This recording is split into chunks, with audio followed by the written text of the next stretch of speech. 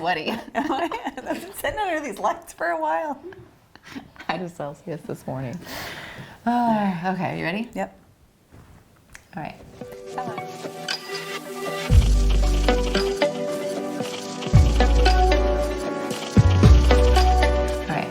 Hello, my name is Amy Natt, and I am the CEO of Aging Outreach Services, and this is All Things Aging. And I'm Amy Obst, editor of Outreach NC, and today we're talking about travel. Yes, one of my favorite topics. Yes. Okay, so we both love to travel. You travel more than I do. I do. But let's talk about what are some of the statistics with travel and aging specifically. Right, so I actually did some research on this, even though I see it quite often. We know a lot of times as people get older, they have more time, more discretionary funds, not always, but in a lot of cases, and so they are able to travel. And so if you look at the statistics, adults age 60 and above account for about 37% of all travelers. This was in 2023, so post-COVID. About 62% of adults who are 50 and over have either just taken a trip or are planning some type of leisure trip.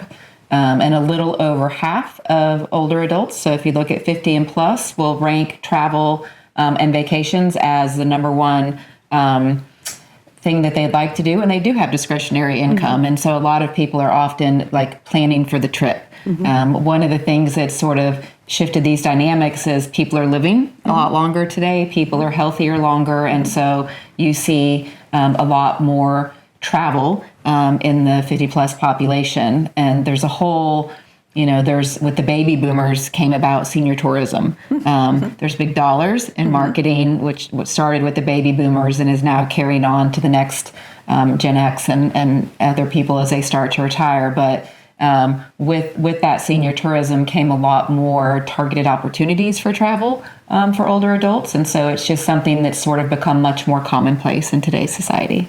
I hear a lot more about senior cruises or senior group travel. Definitely. Where they're just out and about. They're catering to them. Mm-hmm. Yep. They're targeting them through marketing, and it's working. So you talked about leisure. What are some of the other reasons seniors are traveling? Yeah, so a lot of times it is social, right? So maybe it's just a vacation, or, a lot of times when you're still kind of working ages or raising kids, it's a vacation. It's a time to relax or escape. As people hit retirement age, it tends to be more like bucket list items, like they've always wanted to go on this trip and now they finally have the time and the resources to be able to do that. A lot of times it's family events. So it could be graduations of grandchildren. It could be weddings. It could be reunions. It could be holidays.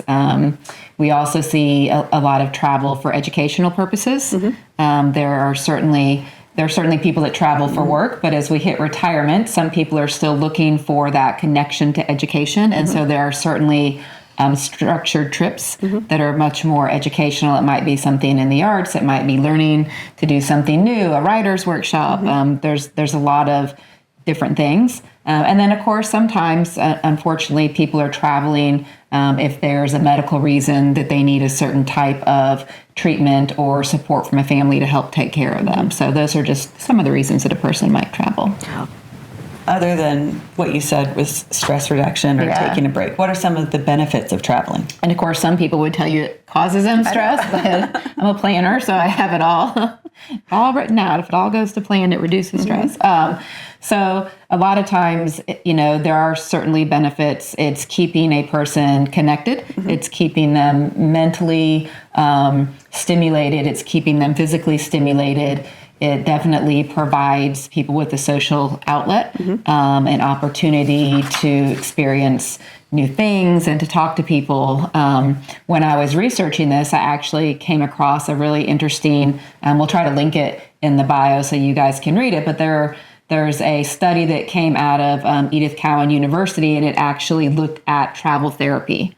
And I printed part of it just to reference it, but I definitely recommend kind of reading it. But what they said is that basically what they're finding through research is that travel therapy helps to slow down the aging clock.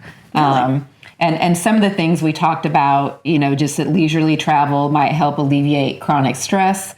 They actually found that it has benefits for the immune system. It encourages sort of normal functioning. It helps a person's not only your immune system, but really your body become more resilient and defense against things that otherwise might have an impact as a person ages. They found people had reduced tension, reduced fatigue. You hear people say do, kind of weight bearing or use it or lose it. Right. Right. And so basically that's what this study found, is that travel was helping people continue to use it.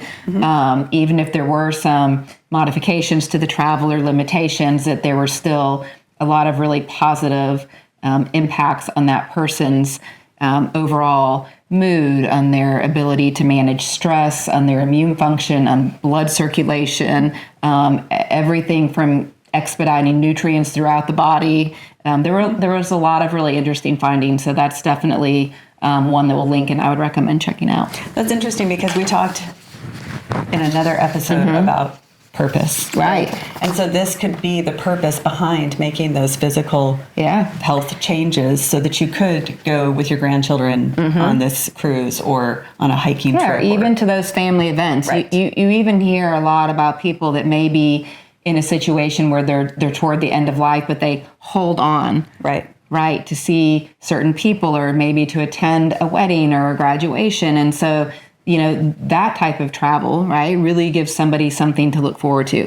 And it even, certainly people, while they're still mobile and able to travel, are getting out and doing things. But as we get older, it could also be people traveling to us. And there's still, significant benefit to that.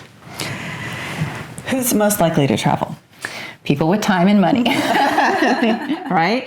Opportunity to travel. But travel doesn't have to be, certainly you hear of people that take off on these international trips or the world cruise. Right. That's what I'm going to do, where you're on the ship for an entire year. But it can be something as simple as going to a state park and taking a hike. So when we say people with discretionary funds tend to travel more, it doesn't have to be some huge expense. So a lot of times it's definitely adults in their 60s and 70s. And why? Because they tend to have just hit retirement or maybe shifting careers or taken some time off.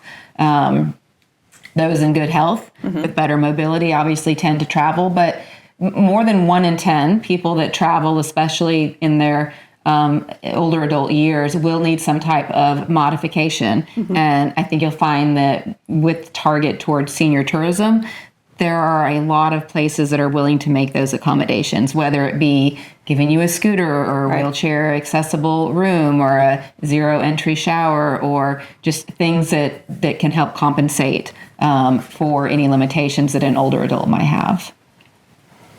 I'm thinking about compensation. What we need to provide for you. How about those beds where you lay down and someone just brings you everything? Yes, okay. yes. You want the first class travel pod. What are some considerations people need to keep in mind? Right. So, if you do have the time and opportunity and flexibility, it's actually a big advantage if you can travel in off-peak times. If you've ever done spring break with your kids at a popular destination, Disney, cruise ship, right? Everyone else is there too. One of the beauties of retirement, right, and traveling in your later years is that you can often go when other people are at work and in school. And so having that retirement or just maybe more flexibility in your schedule is definitely an opportunity.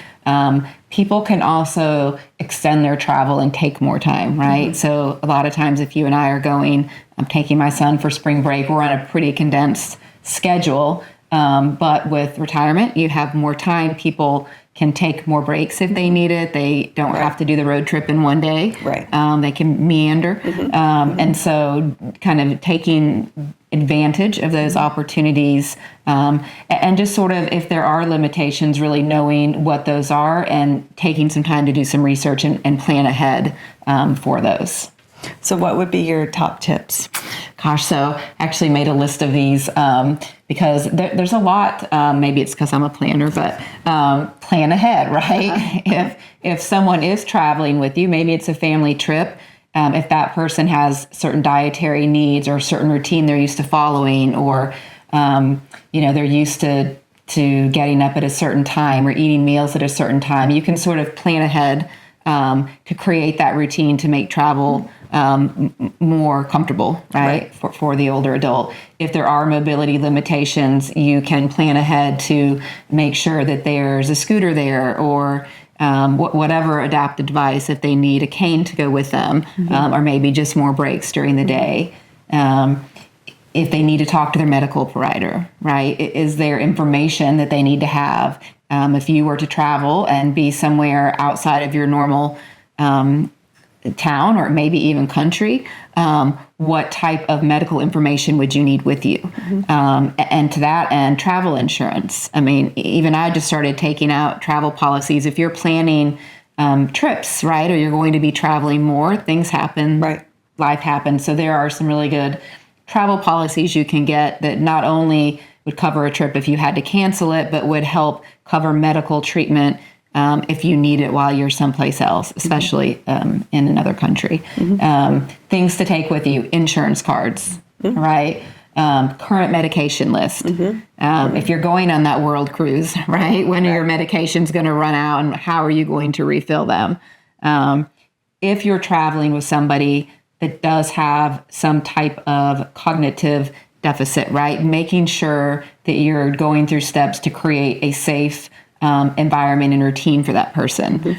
I had a couple in one of my support groups once, and they were taking a trip that they had always taken, but they stopped at a hotel along the way. He went to bed, woke up, she was gone. She had gotten disoriented, walked out of the hotel, and was walking down the highway. Oh, wow. In her bathrobe. So if you're traveling with someone that might have some cognitive deficit, remember that a new environment might increase that. And so planning for safety and routine certainly is important as well. Build in rest, right? Again, build in bathroom breaks if you need to. All those little things that are just going to make the trip run a lot smoother. And then, of course, the normal things like sunscreen and water, right? Hydrate. And I have to say, we travel a lot with my husband's parents, who are wonderful. Yeah. They're in their 80s. Okay.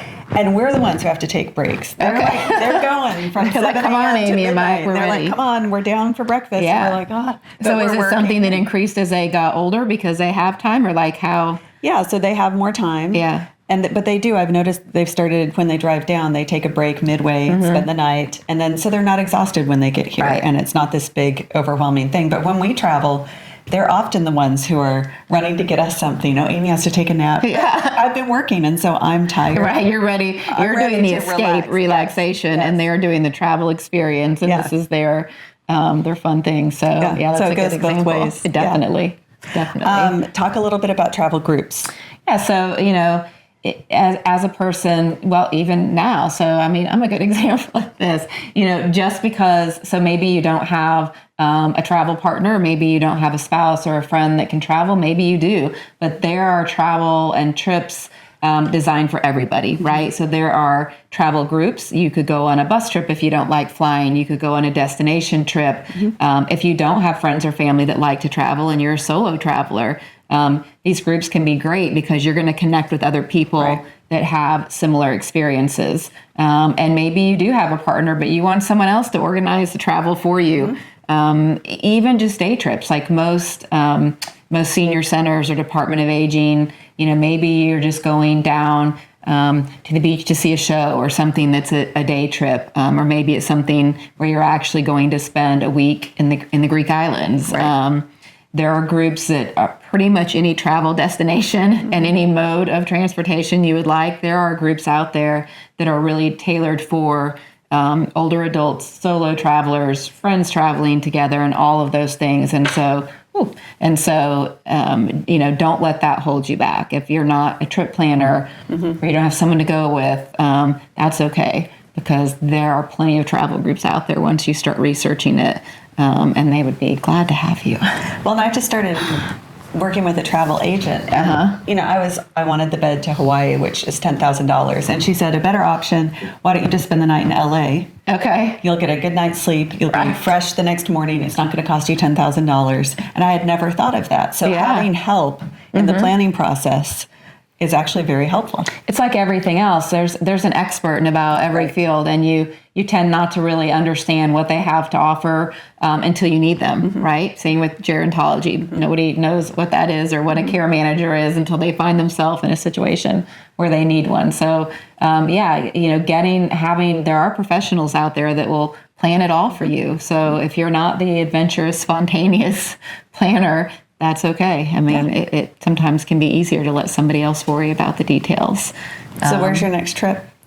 Might be on a cruise ship. Actually, I'm planning the Grand Canyon with my 18-year-old son for spring break. So I love the Grand Canyon. Yeah, so it'll be kind of a road trip experience. But yeah, travel is one of those things. It's just there's so many new experiences, things you can try, foods you can try, places you've never been.